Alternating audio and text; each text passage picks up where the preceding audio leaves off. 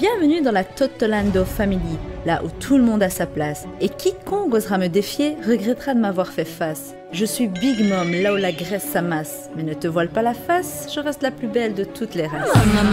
Mama is back, bitches. Ça fait plus d'une semaine que je n'ai pas enregistré de vidéo. Je ne dirais pas que j'en ai pas posté, car j'ai ressorti une vidéo des archives de Mama concernant les armes antiques. Alors si vous ne l'avez pas encore vue, allez la voir les petits culs. On est bientôt 4000 enfants sur la chaîne. Il me reste 400 enfants à accoucher. Vous pensez que c'est faisable avant le chapitre 960? Si on y arrive, je serai la plus heureuse des mamas.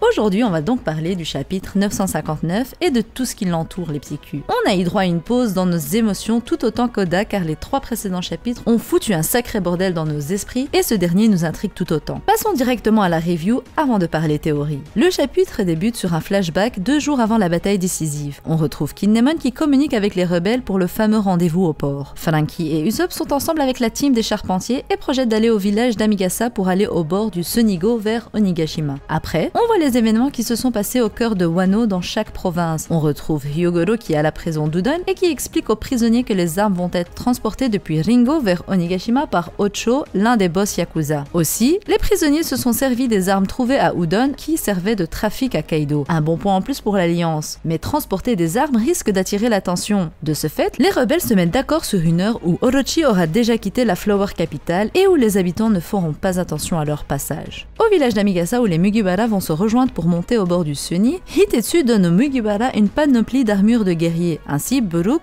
Chopper et Luffy ont décidé de porter une armure de samouraï. Et que dire?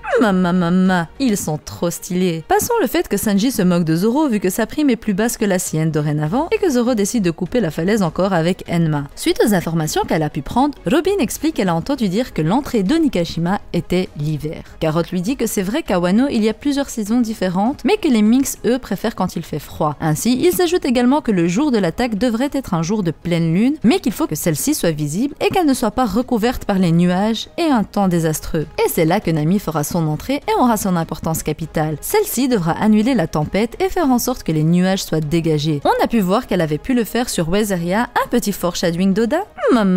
Surtout qu'elle a Zeus à ses côtés et que ce dernier peut bouffer les éclairs qui sortent des nuages. Par la suite, Wanda se pose la question par rapport à l'arrivée de Nekomamushi, tandis que Luffy regarde au loin et se demande où est Jinbei. Comme il le dit, Big Mom est déjà sur Wano, mais lui ne s'est pas encore montré. J'aime beaucoup le fait que ce soit le capitaine et le second de l'équipage qui en parlent, surtout que Zoro évoque un accueil mémorable. Luffy est catégorique, Jinbei est vivant et il viendra. Et Luffy, on est d'accord, Mama n'a pas su l'attraper après tout. C'est compliqué d'attraper un homme poisson sous l'eau quand ta faiblesse c'est celle-ci. Selon moi, ce dernier est fortement blessé et va arriver avec une nouvelle cicatrice bien apparente. À Ebisu, au village des restes, Holdem est présent et parle de pillage au niveau de la plantation. Il a brûlé la montagne des brigands, mais ceci ne se dévoile pas. Les habitants du village des restes ont compris qu'il pourrait s'agir des rebelles qui doivent se nourrir avant d'aller au combat. Ainsi, intervient Otsuru, la femme de Kinemon, qui souhaitait faire en sorte que les rebelles ne soient pas découverts. Mais celle-ci n'agit pas seule. À sa grande surprise, le peuple se déclare coupable des vols et demande à Otsuru de ne pas les protéger. À la veille du jour décisif, on aperçoit des Smiles bombarder le Sonigo, ainsi que d'autres ports bloquant ainsi tous les rebelles sur l'île sans échappatoire. Une idée d'Orochi, vu que visiblement il barre sur les cartes les ponts détruits. Seulement, Orochi est au courant du bond des 20 ans dans le futur et dit que ces informations sont sûres et certaines. Maintenant, il ne laissera plus personne entraver son chemin et décide d'agir. D'ailleurs, il a toujours cru dur comme fer à la prophétie de Toki. Ainsi, les 4000 hommes se retrouvent enfermés au sein de l'île sans pouvoir se rendre au port Tokage et donc au point de rendez-vous. Ce fut la fin de ce flashback nous expliquant les raisons de l'absence des rebelles. Au présent, au port de Tokage, les fourreaux rouges se décident d'aller à Onigashima par barque et ce malgré le manque d'effectifs ou le temps. Kinemon le dit très bien, s'ils ne saisissent pas l'occasion maintenant, ils ne pourront agir que l'année d'après lors de la prochaine réunion entre Kaido et le shogun Orochi. Et en un an, les rebelles se feront décimer, coupant toutes leurs chances de victoire et de restauration du royaume des Kozuki. On apprend alors que le village d'Okobore, le village des restes, a été brûlé car ils ont porté le chapeau du pillage des vivres. Suite à ce discours, Shinobu et Momonosuke sont en pleurs et Kinemon dit que sa femme était également présente lorsque le village a été brûlé. Nous ignorons si elle a survécu à cet incident, mais des sacrifices ont été faits et ce pour que la rébellion débute. Et si personne ne se rebelle, tous ces sacrifices auront été vains. Momonosuke demande alors ce qu'il va devenir sans eux, ce à quoi les samouraïs lui répondent de rester en vie avec Hiyori. Ils expliquent alors que sans Oden, ils n'auraient pas pu devenir des samouraïs et que jusqu'à la fin, ils se conduiront comme tels. Ainsi, Shinobu retient Momonosuke tandis que les autres se préparent à aller sur Onigashima.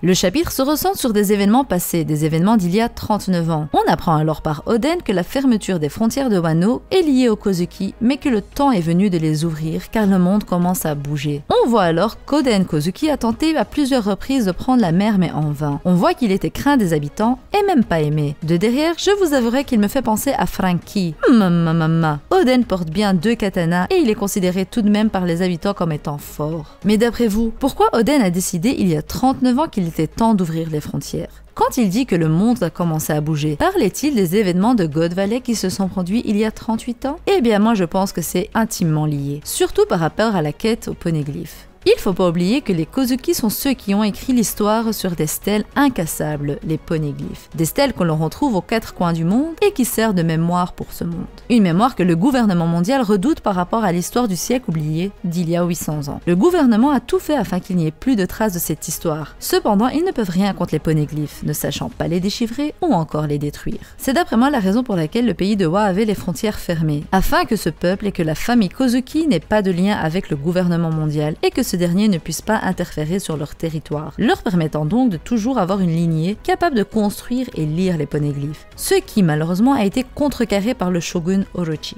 Et la raison pour laquelle Oden pensait qu'il fallait ouvrir les frontières il y a 39 ans, c'était sûrement par rapport à l'arrivée de Roger, sachant pertinemment qu'il allait devoir sortir du royaume afin d'aider cet homme à la volonté inébranlable à atteindre Loftel et à découvrir l'histoire du siècle oublié. Cependant, par la suite, on apprend qu'il est revenu sur Wano Kuni afin d'en devenir le shogun, n'ayant pas pu ouvrir les frontières à l'époque. Mais ce dernier dit bien que ce qu'il fait se réalisera 20 ans après, ayant compris par son voyage avec Roger que l'heure n'était pas encore arrivée et qu'il fallait attendre l'arrivée du Dawn. Roger lui-même l'a dit, ils sont arrivés trop tôt, mais leur passage fut inévitable et fut obligatoire pour que la prophétie du Dawn se réalise. Après tout, si Roger n'avait pas lancé l'âge d'or de la piraterie, Luffy n'aurait jamais pris ce chemin.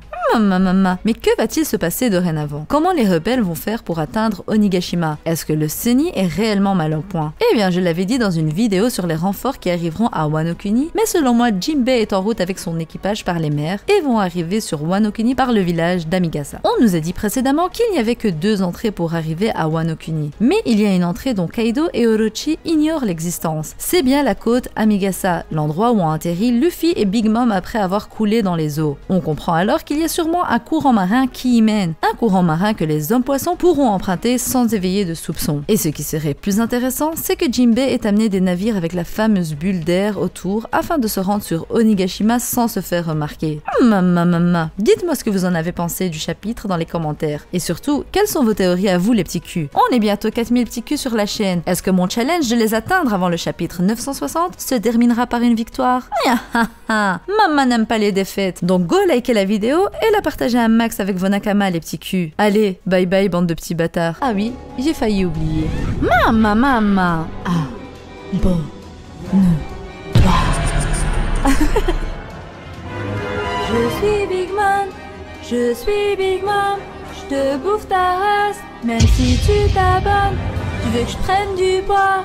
Abonne-toi et le pouce bleu pour mettre le feu.